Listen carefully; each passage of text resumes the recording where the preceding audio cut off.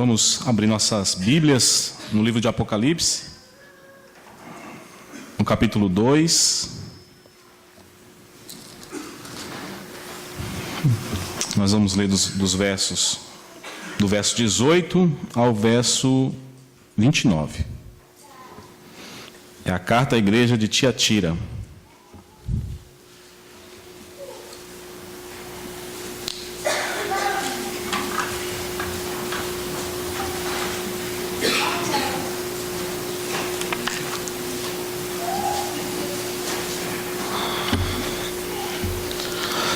Apocalipse, capítulo 2, do verso 18 ao 29.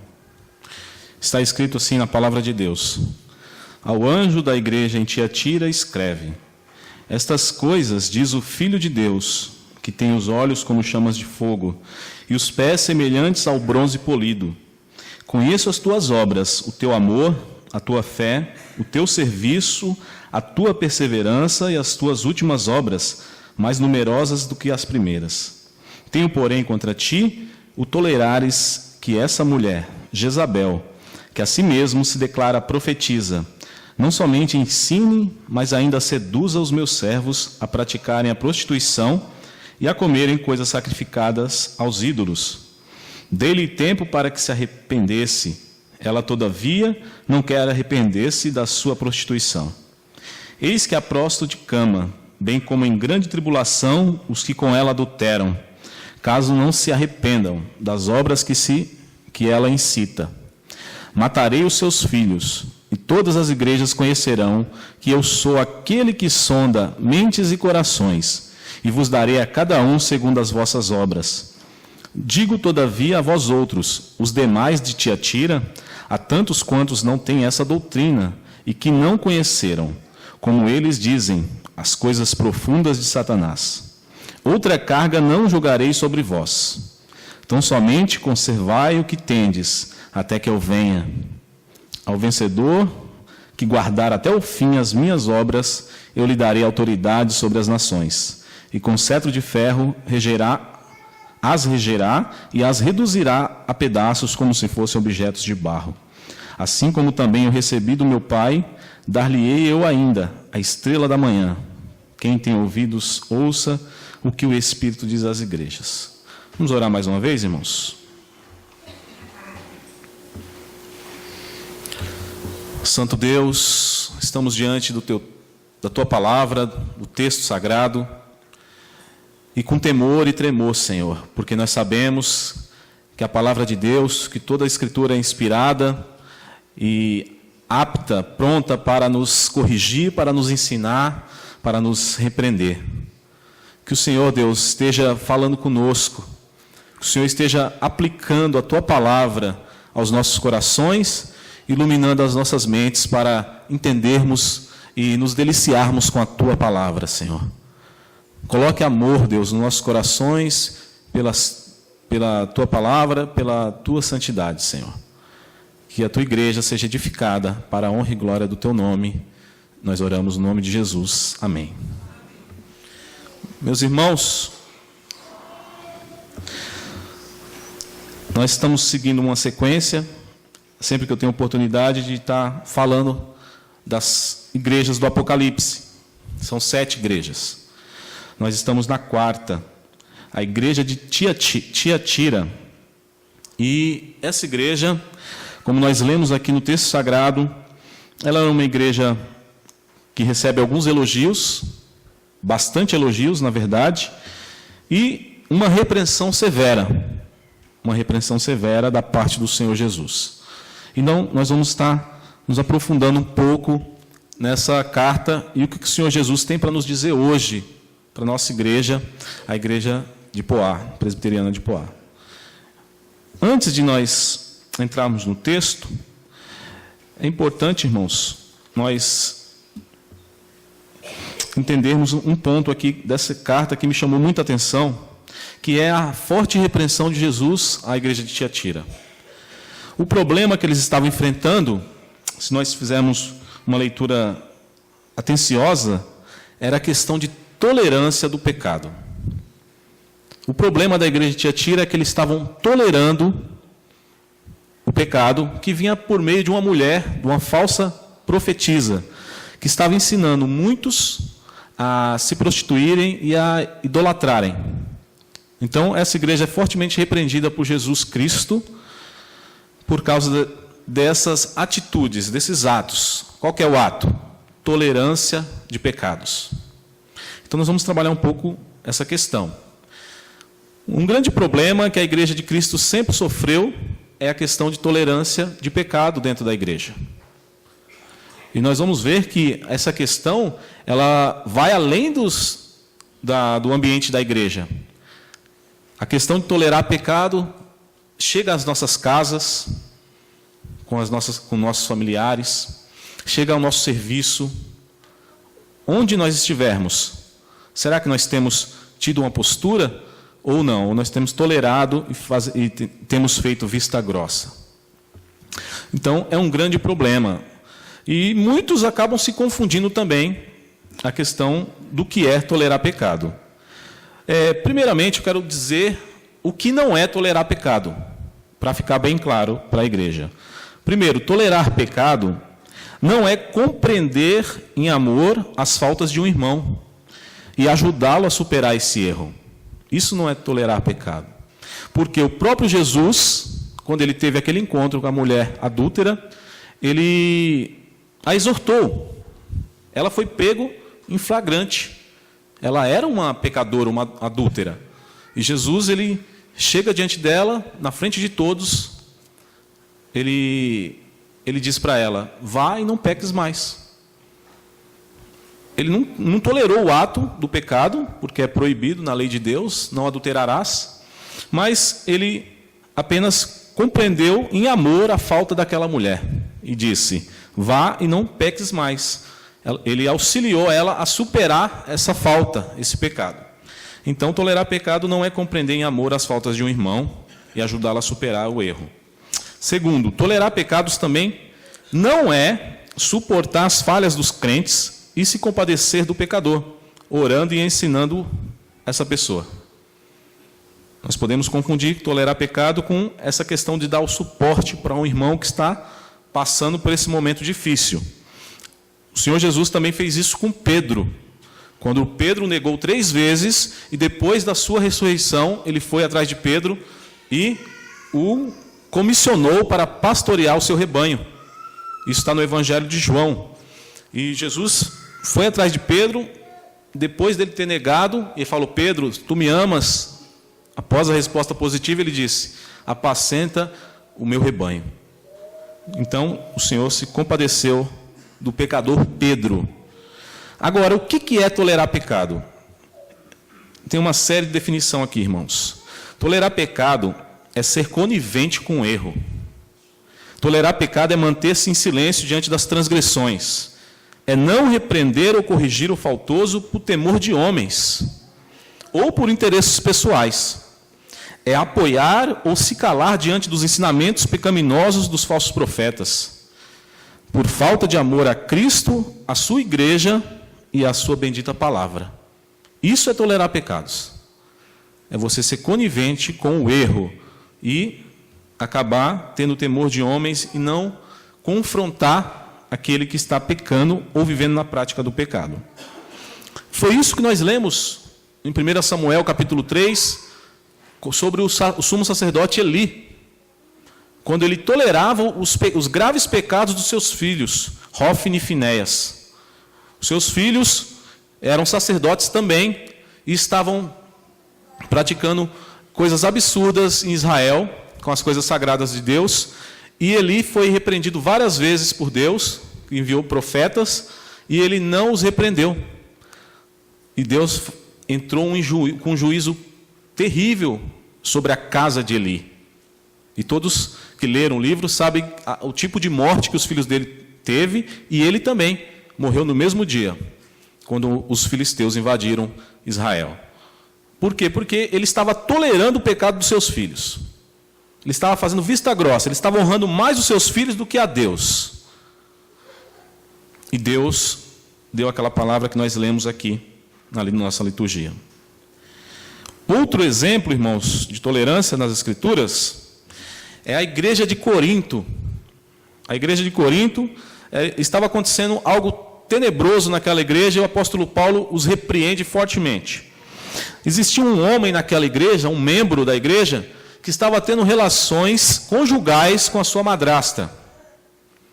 Estava tendo relações conjugais com sua madrasta, e Paulo repreende fortemente os coríntios por permitirem ou serem coniventes com aquele homem, serem coniventes com aquele pecado na igreja.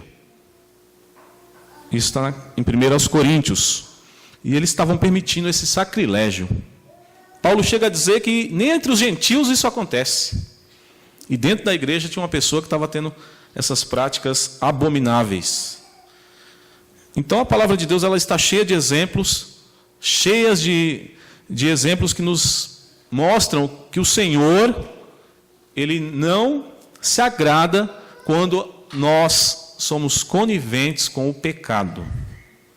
Devemos ter uma postura à luz das Escrituras e combater o pecado. A Bíblia nos ensina claramente a sermos firmes com esses lobos, que ensinam essas coisas, e não pouparmos os que vivem no pecado. E aí nós vamos fazer uma diferença entre o cristão, a pessoa, o crente que peca, que nós somos humanos, temos ainda a herança de Adão, do pecado, e aqueles que vivem na prática do pecado. Existe uma grande diferença. A Bíblia é muito dura contra aqueles que vivem na prática do pecado.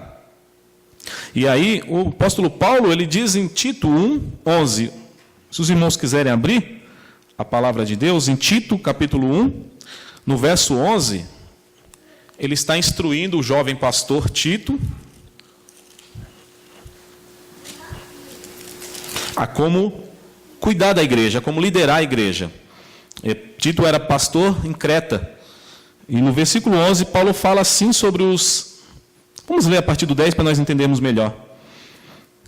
Sobre os falsos mestres, Paulo fala para Tito: porque existem muitos insubordinados, palradores, frívolos, enganadores, especialmente os da circuncisão, ou seja, os judeus. É preciso fazê-los calar, porque andam pervertendo casas inteiras, ensinando o que não devem por torpe ganância. Então, Paulo fala para Tito ter uma postura firme diante dos falsos mestres. É preciso fazê-los calar. E no verso 13 do mesmo capítulo, o apóstolo ordena ao jovem pastor. Na parte B aqui, o testemunho é exato. Portanto, repreende-os severamente para que sejam sadios na fé. Então, a Bíblia nos ensina a sermos firmes diante dos erros, dos falsos ensinamentos, dos pecados. Então, o Paulo fala isso para Tito, que ele deve fazê-los calar e ainda repreendê-los severamente. Para Timóteo, que era outro pastor jovem, o apóstolo Paulo também instrui no capítulo 1, no verso 20. 1 Timóteo 5:20.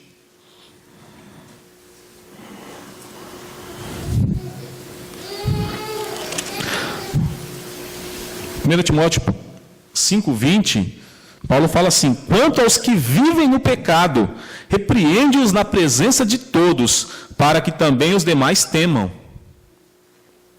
Paulo fala, repreende-os, aqueles que estão na prática do pecado, que estão trazendo escândalos para a igreja, para o nome de Cristo, para a honra de Deus, repreende-os severamente na frente de todos, para que todos temam, os demais venham temer também. E no verso 22, na parte B do mesmo capítulo, ele fala para Timóteo, na parte B: não te tornes cúmplice de pecados de outrem, conserva-te a ti mesmo puro.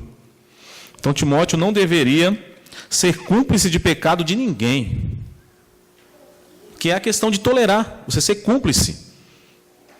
Você está vendo algo errado no meio da igreja, algo que está difamando o nome de Cristo, difamando a igreja, difamando o corpo do Senhor, e você é cúmplice, você fica quieto, se omite e não faz nada a respeito, pela honra de Cristo.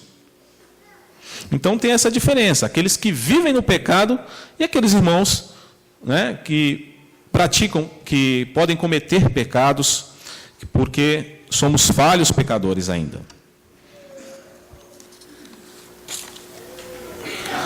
Vamos voltar para o texto, uma vez que nós entendemos que a questão do que é tolerar pecado. E que as Escrituras está cheia de textos que nos ensinam a não tomarmos essa posição, a sermos firmes diante da palavra de Deus. Tudo isso, né, se faz necessário para entendermos a severa crítica de Jesus no verso 20. Né? E o que a igreja de Tiatira estava fazendo? No verso 20, irmãos, o Senhor Jesus diz: tenho, porém, contra ti o tolerares que essa mulher Jezabel, que a si mesma se declara profetisa, não somente ensine, mas ainda seduz os meus servos a praticarem a prostituição e a comerem coisas sacrificadas aos ídolos. Essa era a grande crítica de Jesus a essa igreja. Eles estavam tolerando essa mulher que fazia parte da igreja de Tiatira, que se dizia profetisa, né? Ela mesma se autodeclarou, ela mesma se auto-ungiu, profetiza, e estava ensinando esses caminhos tortuosos. Jesus, no verso 18, ele se apresenta primeiro à igreja, como ele faz em todas as cartas. Como ele faz em todas as cartas, ele primeiro se apresenta. E aqui ele diz que é aquele que tem olhos como chamas de fogo. Isso significa que ele conhece todas as coisas, que ele tudo vê. Nada escapa ao seu olhar, nada escapa à sua visão. E ele diz também que seus pés são semelhantes ao bronze polido, como se seus pés estivessem prontos para esmagar, para pisar o iníquo. Então, é uma apresentação que somente Jesus Cristo possui. Em todas as cartas ele se apresenta de uma forma, em todas as igrejas. Aqui ele diz que tem os olhos como chamas de fogo, que esquadrinha as mentes e os corações. Como está no versículo 23, que ele diz: esquadrinham os corações e as mentes. Então nada pode escapar aos olhos do Senhor. Nem aquelas intenções mais ocultas que estão nos nossos corações. O motivo, a nossa motivação, por que estamos aqui esta noite, por que nós viemos à igreja. As intenções mais ocultas o Senhor sabe. Por isso, devemos servir o Senhor com integridade, como disse no cântico, né, a palavra fiel. E servir o Senhor com integridade, porque dele ninguém pode esconder nada. Ele conhece todas as coisas com a sua onisciência. Em seguida, no verso 19, o Senhor tece alguns elogios à igreja de Tiatira. Não era uma igreja que estava largada, que não tinha nada de bom. O texto não diz isso. O texto nos diz que Jesus fala para essa igreja: conheço as tuas obras, o teu amor. Aquilo que a igreja de Éfeso não tinha, né, que eles tinham perdido o primeiro amor, a igreja de Tiatira tinha bastante amor. Conheço as tuas obras, o teu amor, a tua fé, o teu serviço, a tua perseverança e as tuas últimas obras, mais numerosas que as primeiras.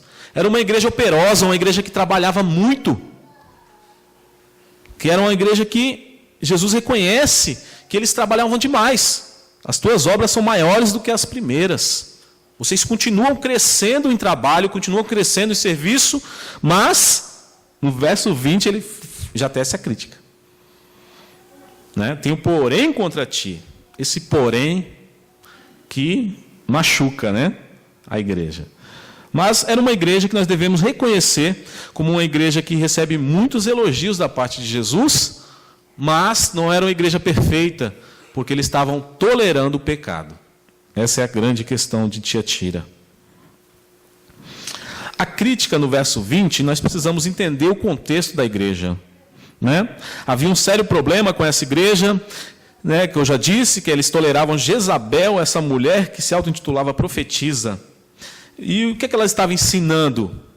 Ela estava ensinando duas coisas. Primeiro, aos crentes se prostituírem, imoralidade sexual. Tá? Que nós vamos ver no contexto aqui que fazia parte dos cultos pagãos. Acho que eu já tenho falado isso nas outras vezes, mas essa imoralidade, essa prostituição fazia parte das festas que acontecia na Grécia Antiga, na Ásia Menor. Eram as festas às divindades, as muitas divindades que eles tinham, que geralmente, né, muitas vezes terminavam com essas festas imorais com conotação sexual. E também a eles comerem coisas sacrificadas a esses ídolos nessas festas. E nós lemos Atos 15, que é o Concílio de Jerusalém, quando os apóstolos todos se reúnem no começo da igreja para decidirem quais seriam as doutrinas que eles levariam para os gentios. Porque existia a grande questão: os gentios devem guardar a lei de Moisés, eles devem se circuncidar, devem fazer toda a guarda do sábado, todas as questões da lei de Moisés. Todos reunidos em Jerusalém, foi o primeiro concílio da igreja. Eles chegam à conclusão, que nós lemos aqui na liturgia, no capítulo 15, no verso 27 e 28, que eles colocariam 4 coisas para os gentios guardarem. Eles se absterem das coisas sacrificadas, né, aos ídolos, do sangue, da prostituição e da idolatria.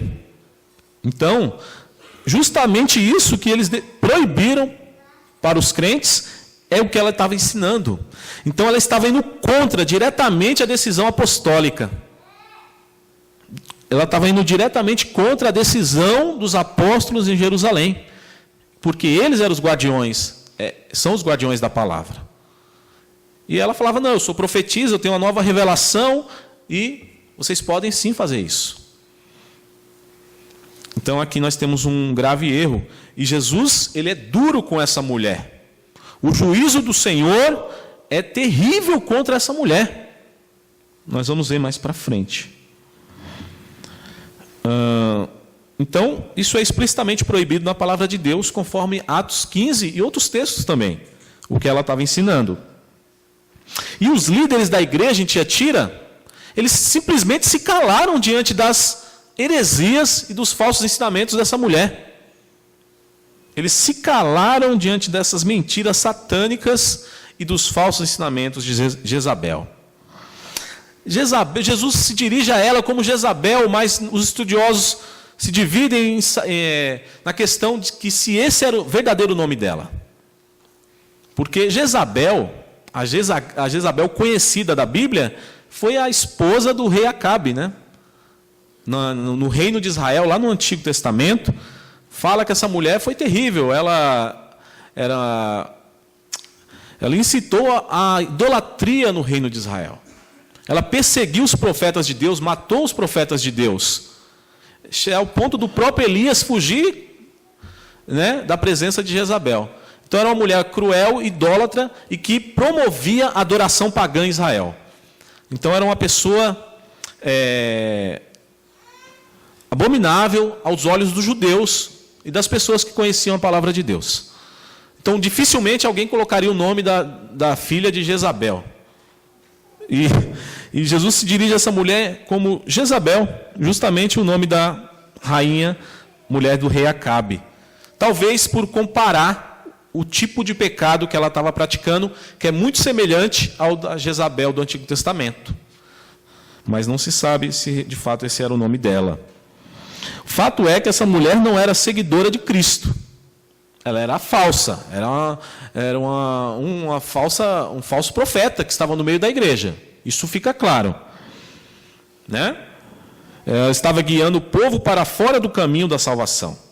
E apesar disto, muitos cristãos de Tiatira estavam dando apoio ao que ela dizia e dando ouvidos ao que ela dizia, às suas mentiras.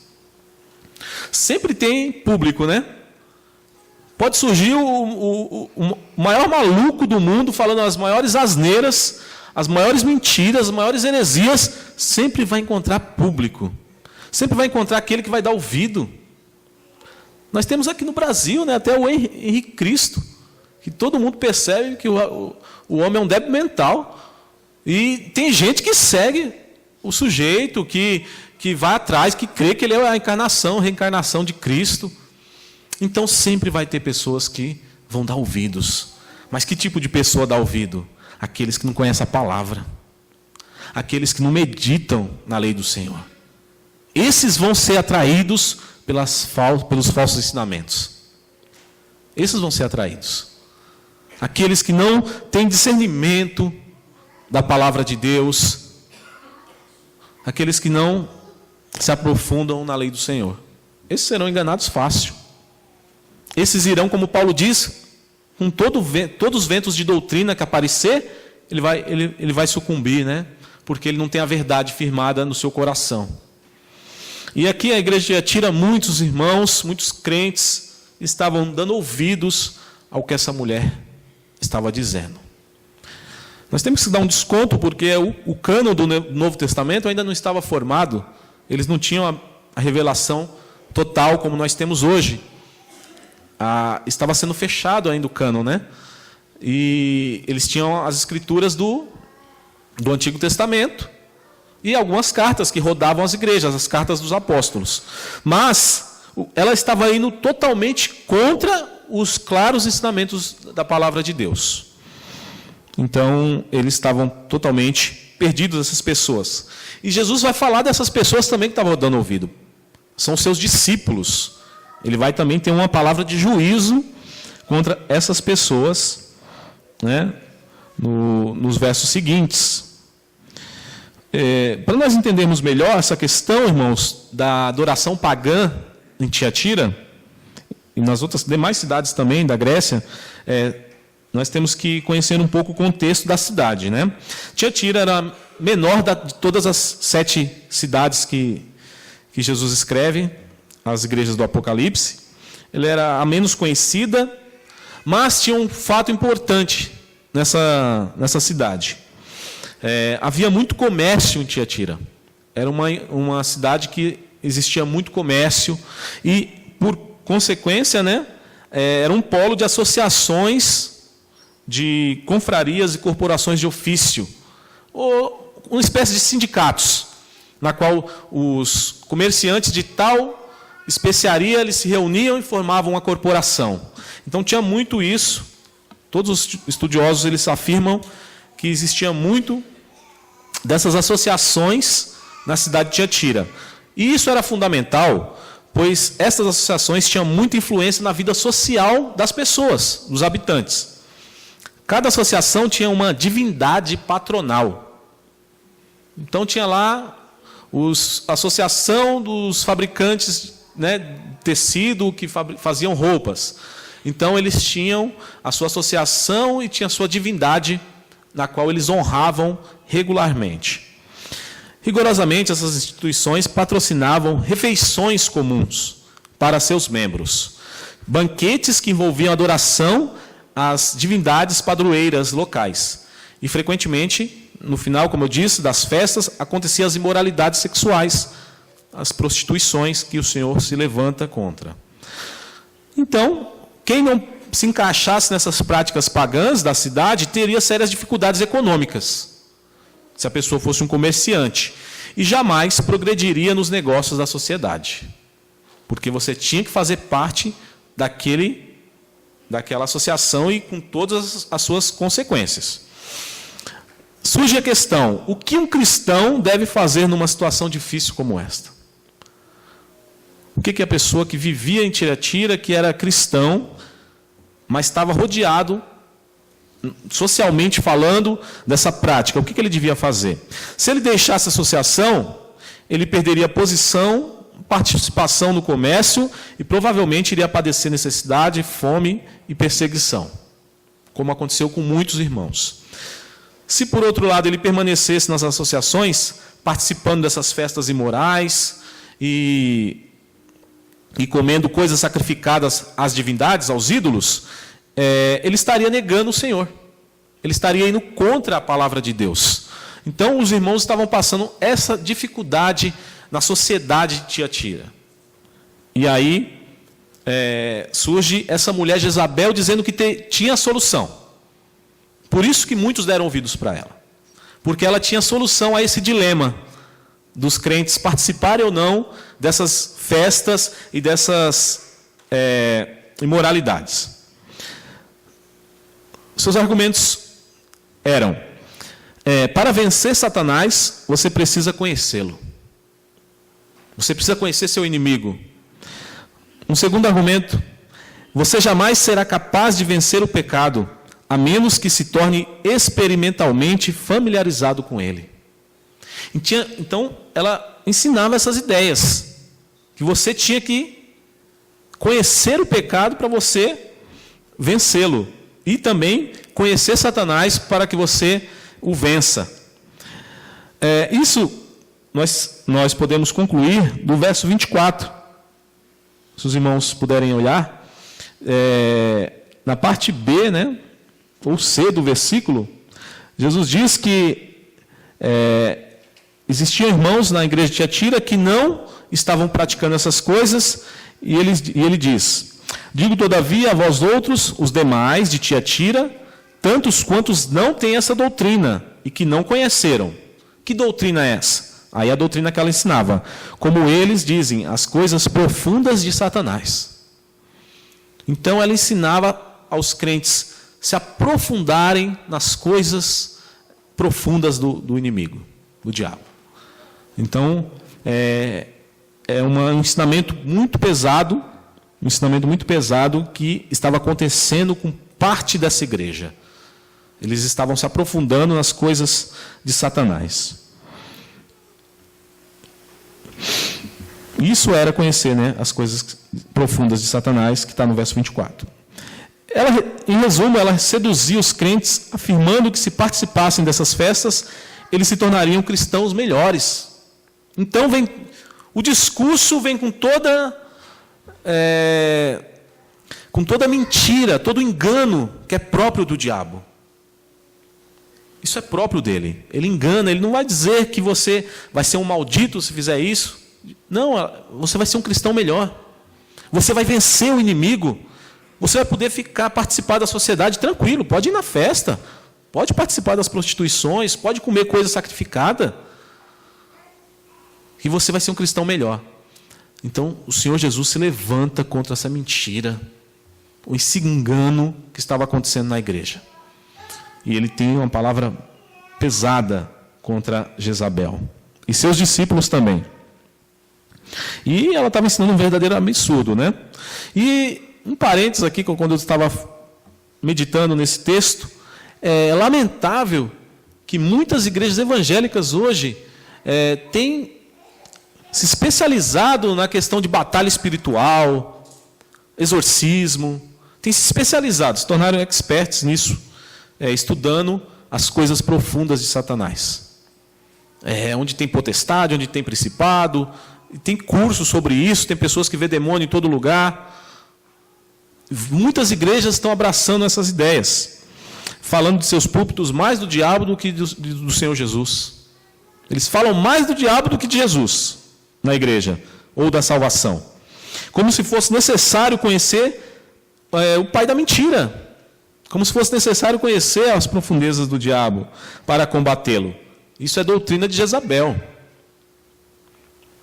A palavra de Deus em nenhum momento nos ensina isso.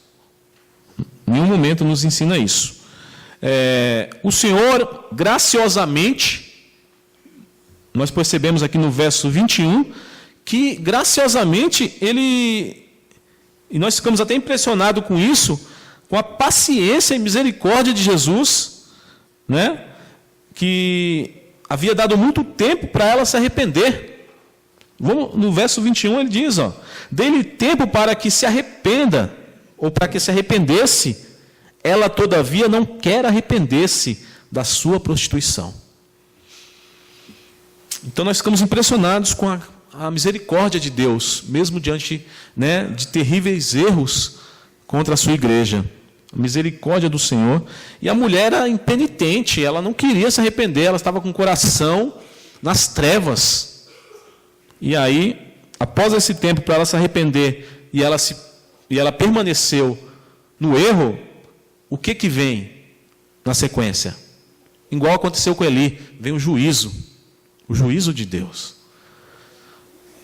Deus mandou um profeta exortar Eli: repreende seus filhos, porque eles estão fazendo coisas abomináveis em Israel. Eles são sacerdotes. E Eli passava a mão na cabeça, não falava nada. Até que chegou o dia do juízo de Deus e do acerto de contas. O juízo está no versículo 22 e 23. O juízo do Senhor está nos versos 22 e 23.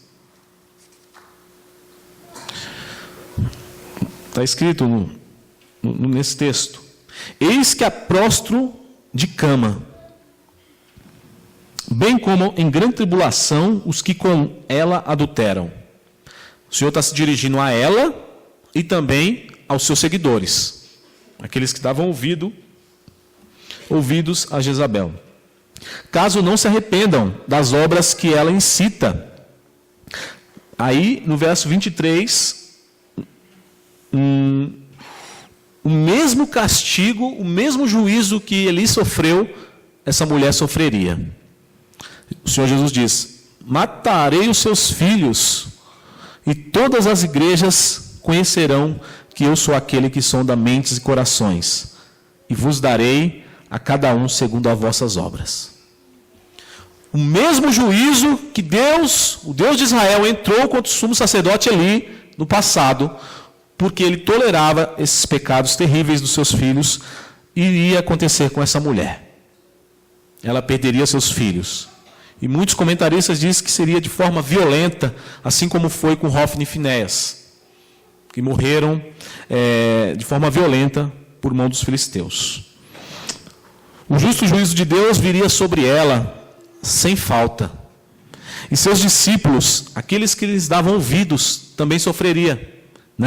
No verso 22, Jesus diz que ela passaria por dores, enfermidades, angústias, ficaria de cama, prostrada.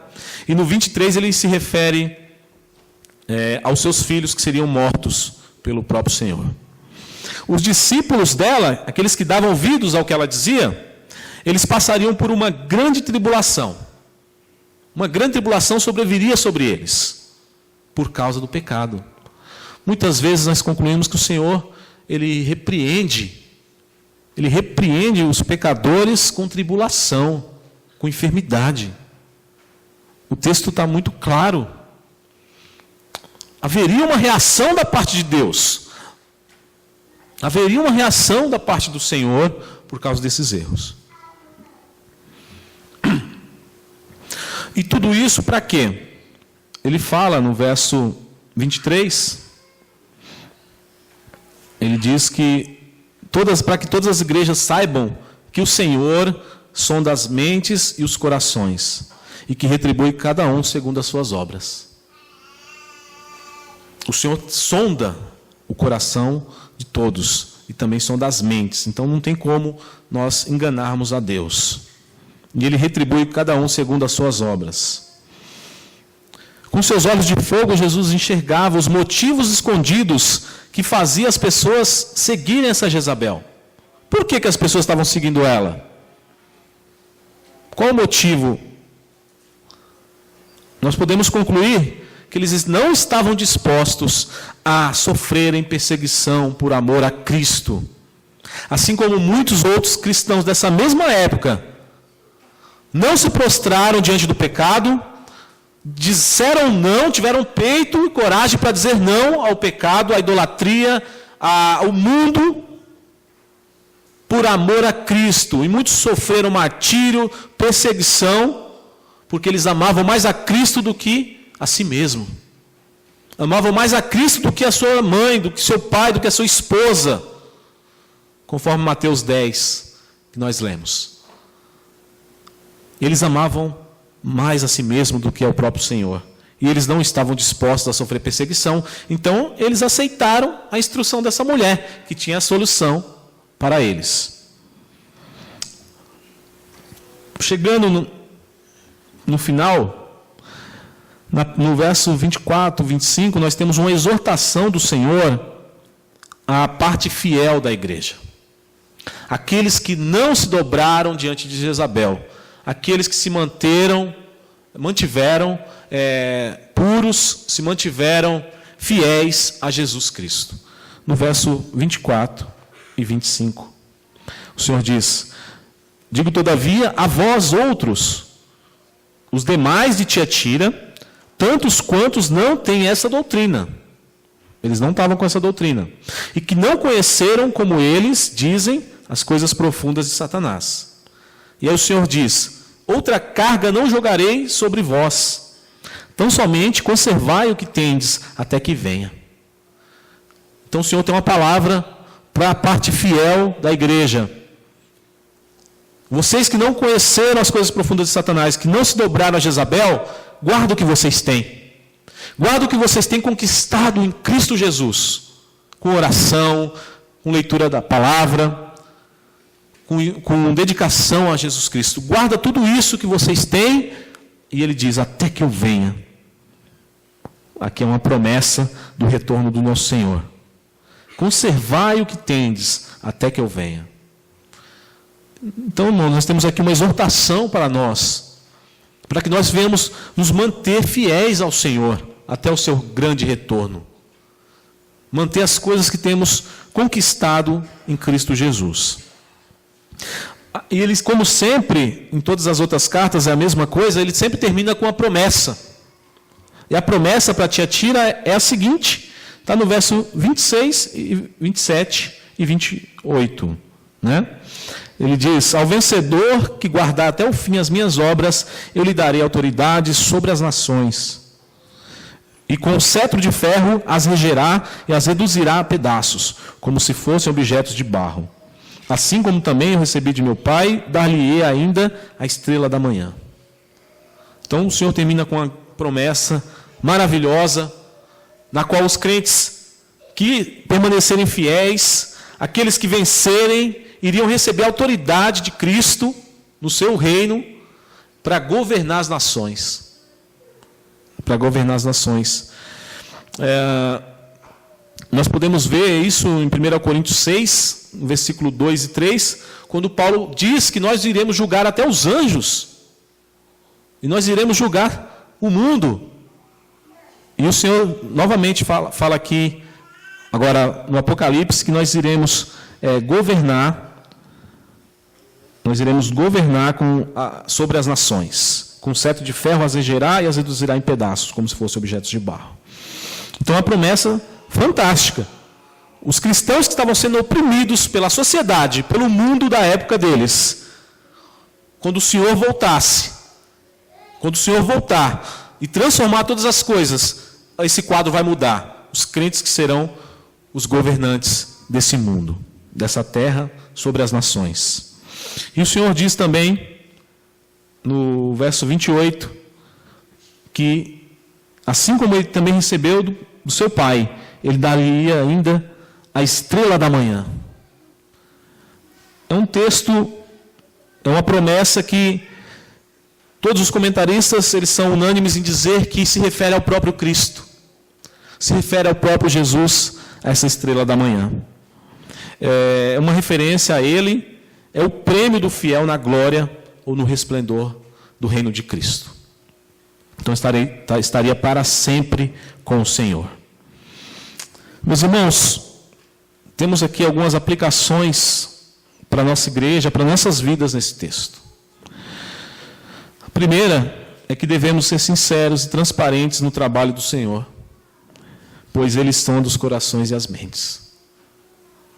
Devemos ser transparentes e sinceros no trabalho do Senhor, com temor, com tremor, porque o Senhor, Ele sonda com seus olhos de fogo, como Ele diz aqui, todas as nossas intenções, todas as nossas motivações para estarmos fazendo o seu serviço. Uma segunda motivação, uma aplicação, em momento algum da nossa vida devemos ser coniventes com o pecado. E aí, mexe comigo, mexe com vocês. Por quê? O Senhor, Ele se levanta contra aqueles que são coniventes com o pecado, aqueles que toleram o pecado.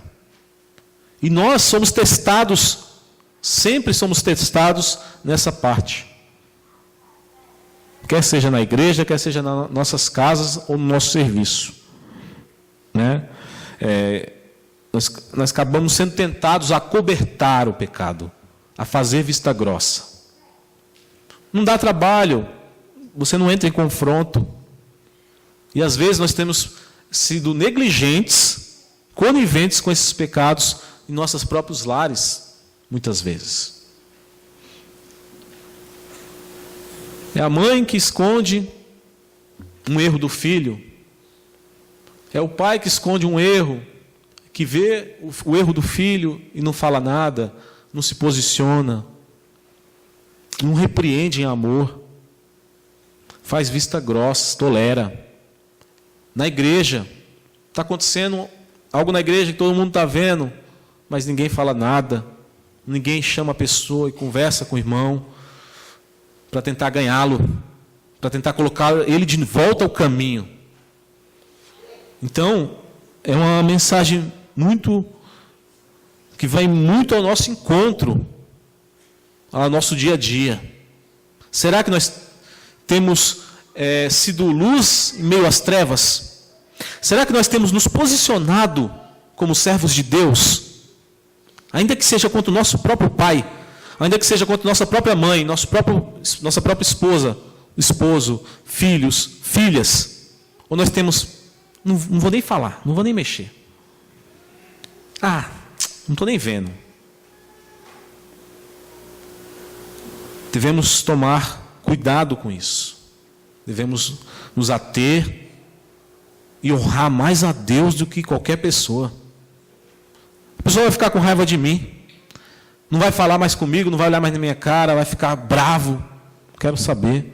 Você está transgredindo a palavra de Deus. Meu posicionamento como servo é esse. Os homens, que são os cabeças dos lares, que são os líderes, têm que tomar essa autoridade para si. Aqui no meu lar é assim que funciona. E você usar da autoridade do Senhor, que o Senhor concedeu aos homens como cabeça do lar, e se posicionar honrando a Cristo, honrando a palavra de Deus, independente de quem esteja sendo confrontado. Nós não podemos temer o homem, não podemos temer machucar a pessoa. A palavra de Deus, ela nos instrui a sermos inflexíveis contra o pecado. Inflexíveis. Em terceira aplicação, todos devemos estar alertas. Isso eu falo para toda a igreja, né? Todos os membros devem estar alerta para que as doutrinas ímpias danosas não invadam a nossa igreja. Isso estava acontecendo em Tiatira. A heresia, a falsa doutrina estava se adentrando na igreja e ninguém falava nada. É lógico, isso é uma obrigação dos líderes, dos pastores. Mas cada membro tem sua responsabilidade também em prezar por uma igreja sadia na fé, em orar pela igreja para que ela caminhe no temor do Senhor. É uma responsabilidade de todos. Todos fazem parte desse corpo, mas é uma obrigação dos líderes. Não deixar que doutrinas danosas, venham a adentrar nas nossas igrejas. E por último, irmãos, precisamos nos esforçar para conservar o que temos, até que o Senhor volte para buscar a sua igreja. Vamos nos esforçar para conservar, conforme o Senhor diz, conserva aquilo que vocês têm. Eu não vou colocar mais nenhum jugo sobre vocês, até que eu volte. Então, existe a nossa responsabilidade como cristãos em crescer na fé, em crescer em amor, crescer em santidade e conservar tudo aquilo que nós temos conseguido adquirir em Cristo, nas regiões celestiais. Que Deus nos ajude a sermos fiéis, irmãos. Essa é a oração que eu faço. Nós vamos orar mais uma vez.